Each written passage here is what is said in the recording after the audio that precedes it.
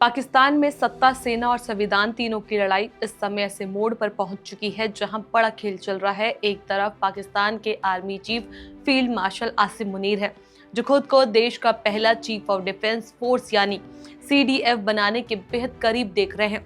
वहीं दूसरी तरफ अचानक Pakistan air force chief air marshal Zaheer Ahmed Babar ने पूरा खेल पलट दिया। सवाल ये उठ रहा है कि क्या पाकिस्तान की राजनीति में आसिम मुनीर के साथ बड़ा डबल क्रॉस हो गया?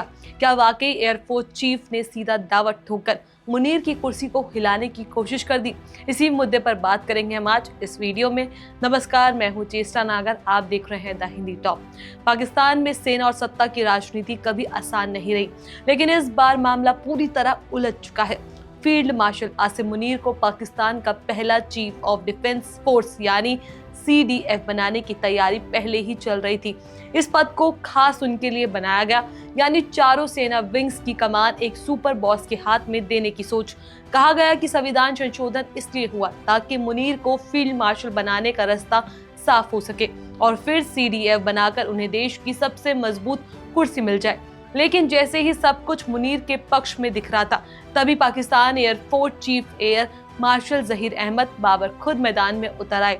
दावा है कि उन्होंने न सिर्फ इस पद का विरोध किया, बल्कि खुद को इसका दावेदार बताते हुए नवाज शरीफ के सामने खड़े हो गए। ये वही नवाज शरीफ है जो पहले दिन से आसिम मुनीर को CDF बनाने के सबसे बड़े समर्थक बताए जा रहे थे। सबसे दिलचस्प बात यह है कि मार्शल जहीर अहमद ने वही तर्क इस्तेमाल किया जिसका इस्तेमाल मुनीर ने खुद अपने लिए किया था। मार्शल जहीर अहमद ने कहा कि आज की दुनिया में युद्ध की दिशा एयरफोर्स तय करती है। मई में भारत और पाकिस्तान के बीच जिस तरह तनाव बढ़ा, उसमें सबसे बड़ी भूमिका पाकिस्तानी एयरफोर्स की थी। इस तर्क का इस्तेमाल कर उन्होंने कहा कि यदि कोई CDF बनाने के योग्य है तो वह एयरफोर्स का प्रमुख है, ना कि आर्मी का। मामला यही नहीं रुका, बल्कि और बड़ा टकराव बनकर सामने आया जब पूर्व लेफ्टिनेंट कर्नल और सैन्य विश्लेषक आदिल राजा ने दावा किया कि मार्शल जहीर अहमद और नवाज शरीफ के परिवार के बीच पहले से ही गहरे रिश्ते हैं। मार्शल जहीर अहमद के छोटे भाई ने पंजाब विधानसभा का चुनाव PMLN के टिकट पर लड़ा और जीता भी। ऐसे में मार्शल जहीर अहमद का CDF का दावा अब सिर्फ एक सैन्य निर्णय नहीं रहा, बल्कि एक राजनीतिक खेल भी बन चुका है। ये पूरा संघर्ष पाकिस्तान के सत्ता तंत्र को भूकंप की तरह झंझोर रहा है। संविधान में जो संशोधन हाल ही में हुआ था, उसमें साफ लिखा है कि CDF का पद केवल 4 स्टार जनरल को ही मिलेगा, यानी पाकिस्तान एयरफोर्स का कोई अधिकारी इस पद के लिए योग्य नहीं। पर अब जब मार्शल जहीर अहमद खुद सामने उतर आए हैं, तो नई चर्चा शुरू हो गई कि क्या फिर से संविधान बदला जाएगा। अगर ऐसा होता है तो पाकिस्तान की सैन्य राजनीति में अब तक का सबसे बड़ा मोड़ होगा। पाकिस्तान में संविधान का बदलना कोई बड़ी बात नहीं मानी जाती, क्योंकि अक्सर ये सेना की इच्छा पर निर्भर करता है। लेकिन इस बार असल सवाल ये है कि क्या आसिम मुनीर इतनी आसानी से अपना भविष्य की सबसे पावरफुल कुर्सी किसी और को जाने देंगे? आदिल राजा का दावा है कि इस समय पाकिस्तान की सत्ता के हर कोने में दाब छुपा टकराव जारी है। आर्मी चीफ और एयरफोर्स चीफ के बीच ये संघर्ष किसी कुर्सी का नहीं, बल्कि पाकिस्तान के मिलिट्री स्ट्रक्चर के पूरे भविष्य का मामला है। आसिम मुनीर को फील्ड मार्शल बनाया गया ताकि उनकी ताकत बढ़े और ये CDF बनाकर देश की पूरी रक्षा व्यवस्था को सुपर कमांड करे।